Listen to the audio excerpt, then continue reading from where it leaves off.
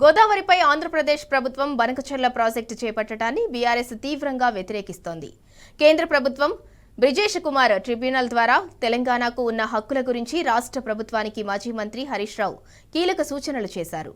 ఈ మేరకు నీటిపారుదల శాఖ మంత్రి ఉత్తమ్ కుమార్ రెడ్డికి లేఖ రాశారు.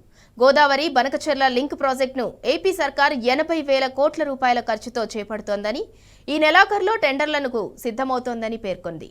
200 టీఎంసీల గోదావరి నీటిని కృష్ణా బేసిన్ ద్వారా పెన్నా బేసిన్కు తరలించేందుకు ప్రయత్నిస్తోందని తెలిపారు. ప్రాజెక్టు నిర్మాణానికి నిధులు ఇవ్వాలని ఏపీ సీఎం చంద్రబాబు కేంద్ర ఆర్థిక మంత్రి నిర్మలా సీతారామన్కు లేఖ రాసిన విషయం గుర్తు చేశారు.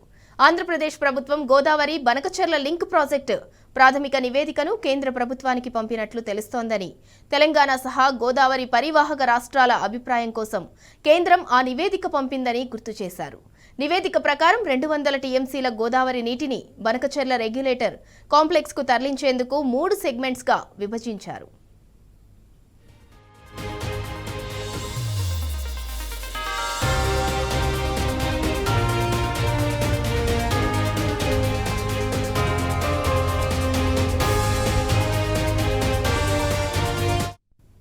బనకచెర్ల రెగ్యులేటర్ కాంప్లెక్స్ ప్రాజెక్టు ప్రాథమిక నివేదికను ఉత్తమ్ కుమార్ రెడ్డి వ్యతిరేకించినందుకు హరీష్ రావు అభినందించారు. ఈ మేరకు కేంద్ర జలశక్తి మంత్రి సిఆర్ పాటిల్కు లేఖ రాశారు. ప్రాజెక్టు పనులను ఏపీ కొనసాగించకుండా నిరోధించాలని కోరుకున్నందుకు ఉత్తమ్ కుమార్కు హరీష్ రావు అభినందనలు తెలిపారు. గోదావరి బనకచెర్ల లింక్ ప్రాజెక్టు వల్ల గోదావరి నదీ జలాల్లో తెలంగాణ నీటి హక్కులకు భంగం వాటిల్లుతుందని సాగునీటి రంగ నిపుణులు చెబుతున్నారు. విభజన చట్టం 2014 ప్రకారం కొత్త ప్రాజెక్టు చేపడితే గోదావరి కృష్ణా బోర్డుల అనుమతి తీసుకోవాలి. తర్వాత అపెక్స్ కౌన్సిల్ తప్పనిసరిగా పొందాలి. గోదావరి బనకచెర్ల విషయంలో ఆంధ్రప్రదేశ్ ప్రభుత్వం తెలంగాణ బోర్డులకు సమాచారం ఇవ్వలేదు. విభజన చట్టాన్ని ఉల్లంఘించి ఏకపక్షంగా ముందుకెళ్తోంది. ఆ ప్రాజెక్టు టెండర్లు త్వరలో పిలువనున్నట్లు తెలుస్తోంది. ఏపీ సర్కార్ విభజన చట్టాన్ని ఉల్లంఘిస్తోందని, వెంటనే అపెక్స్ కౌన్సిల్ సమావేశం ఏర్పాటు చేయాలని హరీష్ రావు అంటున్నారు.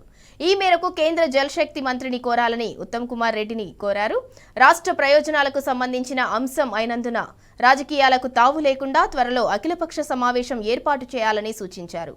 లేదంటే అసెంబ్లీని సమావేశపరిచి సభ్యుల అభిప్రాయాలు తీసుకొని విధానపరమైన నిర్ణయం తీసుకోవాలని కోరారు.